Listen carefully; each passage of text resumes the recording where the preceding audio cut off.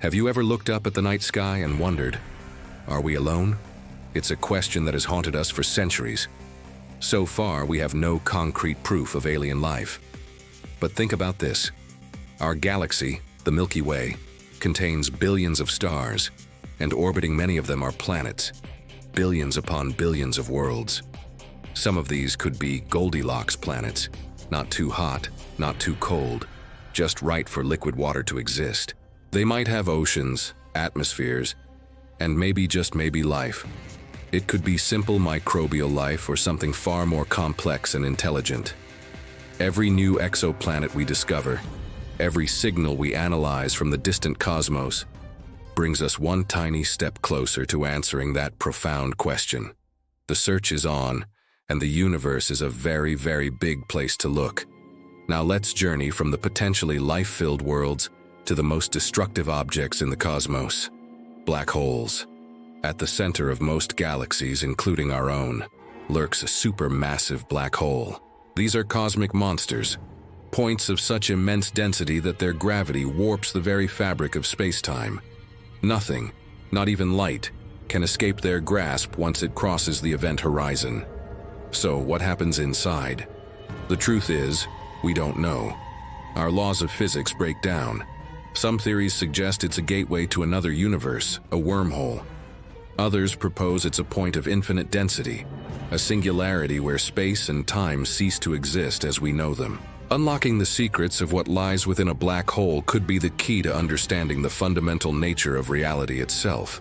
Speaking of reality, how did all of this, everything, even begin? The prevailing scientific theory is the Big Bang. About 13.8 billion years ago, the entire universe, all space, all time, all matter and energy, was compressed into an infinitesimally small, hot, dense point. And then it exploded. This wasn't an explosion in space. It was the explosion of space itself.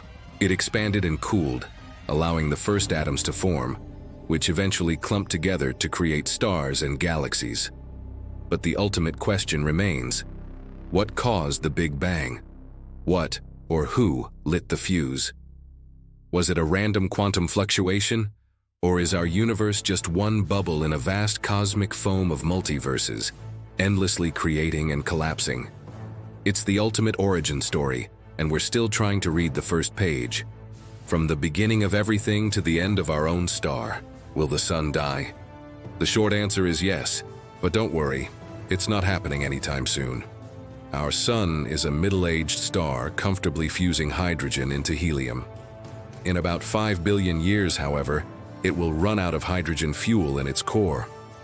When that happens, it will begin to swell dramatically, expanding into a red giant. Its outer layers will engulf Mercury and Venus, and quite possibly Earth as well. After this spectacular and destructive phase, the sun will shed its outer layers, leaving behind a dense, hot core called a white dwarf. It will be a glowing planet-sized ember, a faint reminder of the star that once gave us light, warmth, and life. A truly cosmic finale. With the eventual demise of our solar system in the far, far future, it's natural to ask, could humanity find a new home? Could we live on Mars? The red planet has long captured our imagination as our next potential outpost. It has some promising features. A day is about 24.5 hours long. It has polar ice caps containing water, and it has an atmosphere, albeit a very thin one. However, the challenges are immense. Mars is brutally cold, with an average temperature around -80 degrees Fahrenheit. Its thin atmosphere offers little protection from solar radiation, and the air is unbreathable.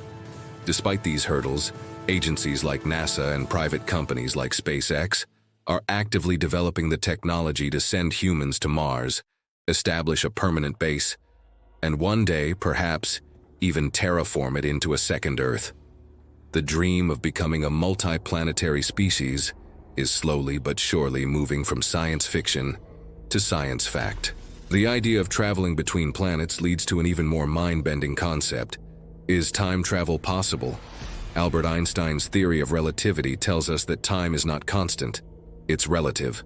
It can be stretched and compressed by gravity and speed.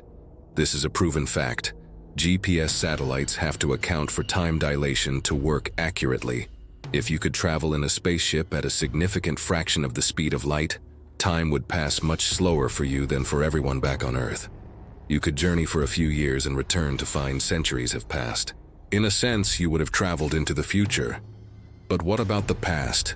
That's where things get tricky, leading to paradoxes like the famous grandfather paradox.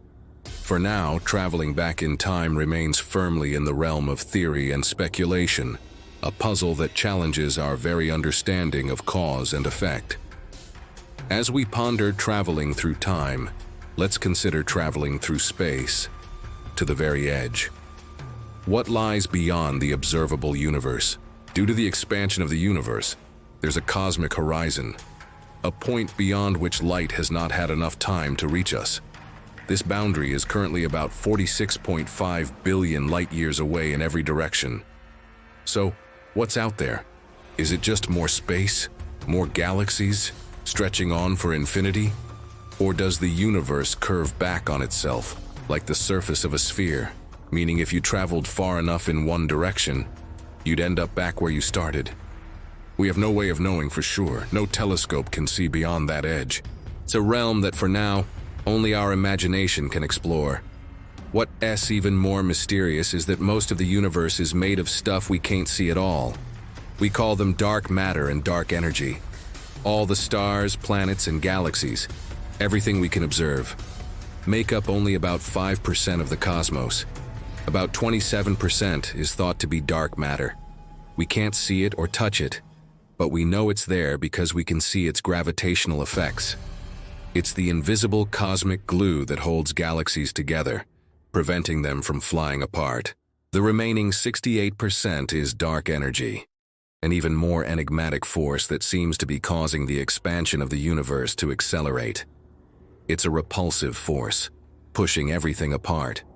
Together, these two invisible components dictate the structure and ultimate fate of our entire universe, and they are one of the biggest mysteries in all of science.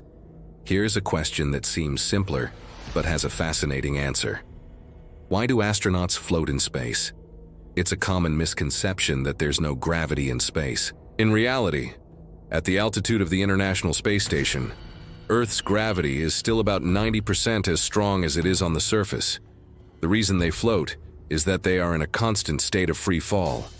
The station is continuously falling towards Earth, but it's also moving forward at such a high speed, about 17,500 miles per hour, that it constantly misses the planet, tracing a circular path around it.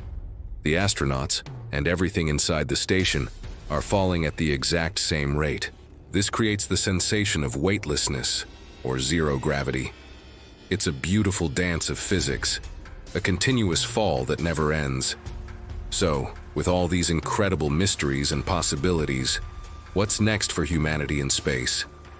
The future is brighter than ever. We are entering a new golden age of space exploration. NASA's Artemis program is set to return humans to the moon, this time to establish a sustainable presence, a stepping stone for deeper journeys into the solar system. The next giant leap after that is Mars. Private companies are revolutionizing access to space, making it cheaper and more frequent. Scientists, engineers, and dreamers from all over the world are collaborating on new telescopes, new probes, and new missions. The ultimate goal for many is to ensure the long-term survival of our species by becoming multiplanetary. These grand questions about aliens, black holes, the beginning of time, and our future in the cosmos remind us of something powerful. They show us that the unknown isn't something to fear, but something to explore. It's the curiosity to answer these questions that drives us forward, pushes our technology, and expands our understanding of our place in the universe. As long as we keep looking up and asking why, we'll keep reaching for the stars. Thanks for joining this cosmic journey. If you enjoyed it, don't forget to like, share, and subscribe for more adventures into the unknown.